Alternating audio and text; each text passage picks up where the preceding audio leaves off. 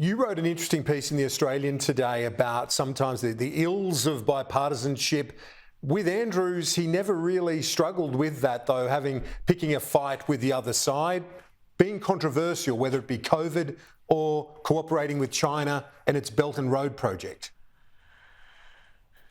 Yeah, so Andrews certainly understood the false promise of bipartisanship. I'd say the Victorian opposition was hopeless, just hopeless. It's the worst opposition I've ever witnessed in my life, in just going along with Andrews on almost everything and just trying to reduce the political argument to one or two tiny issues. Almost no one in Victoria had even heard of the opposition, partly because they didn't really oppose anything. But Andrews was an absolute master of modern politics. I mean, he boycotted the biggest circulation radio programs with the biggest listenership in Victoria.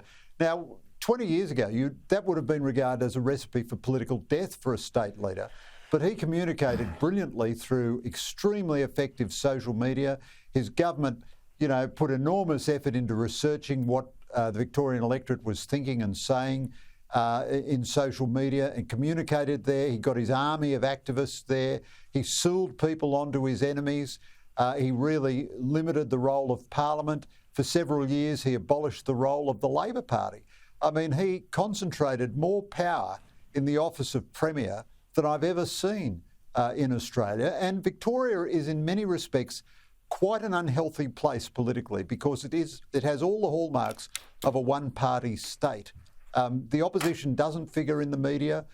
Mostly people are not sort of aware, really, of any political contest. They're just aware of Dan as the big brother. I mean, I don't want to exaggerate that. He's not a sinister figure. He's just an unbelievably ruthless and successful politician.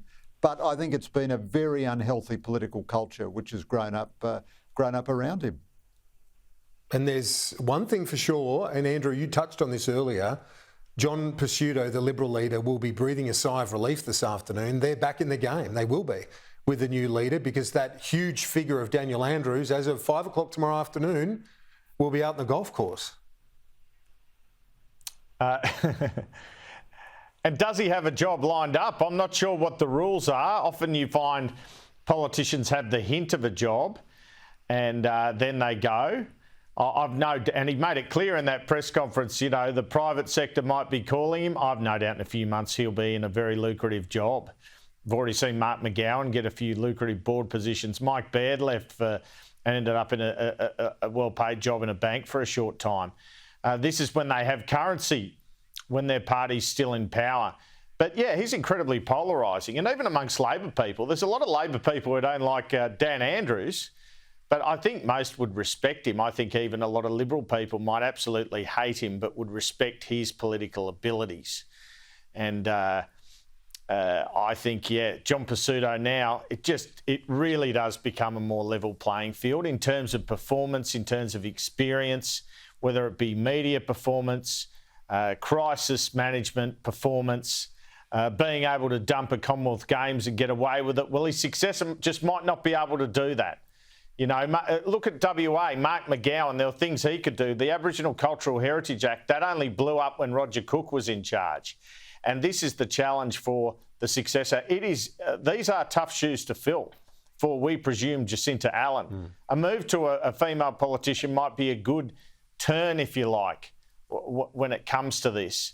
But James Merlino, he filled in when Dan Andrews was injured, but he retired. He seemed to perform pretty well. He looked good in the job, but he's not an option. So it's interesting, this timing, as I mentioned again too, Kieran. I struggle with it. I don't think it's fair to the electorate. So Dan Andrews says today, it was telling the truth during the campaign that I was serving 4 years. I'm telling the truth now. Well, if you believe that, you believe anything, don't you?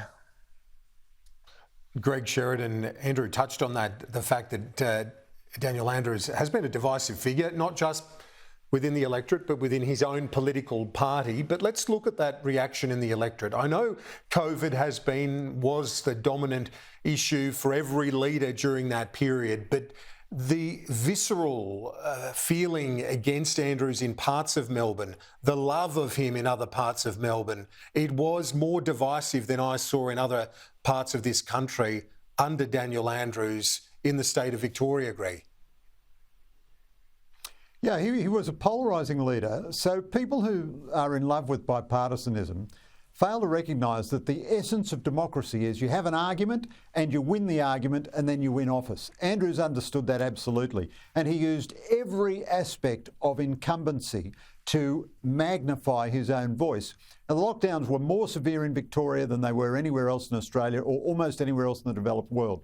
They were almost absurdly authoritarian at times with the 8 p.m. curfew. You know, you'd have to run out and get your hours exercise at 7 p.m. They produced tremendous resentment amongst the people who felt resentment. But at the same time, the Australian people are very practical, and they thought, well, we've got to just suck up a bit of punishment to get through COVID. And the final adjudication on this is the subsequent election. Andrews increased his majority. So maybe 20% of the electorate hated him much more than they've ever hated any state leader in the history of the state. But the majority of people thought, oh yeah, he did okay there. And, you know, people don't understand the budgetary figures. They don't understand the China dimension. He was brilliant at marginalising Parliament. At one stage during COVID, there was going to be a parliamentary committee inquiry, and he said, well, I don't care about that. That's nothing to do with my job, as though Parliament was just a mere inconvenience.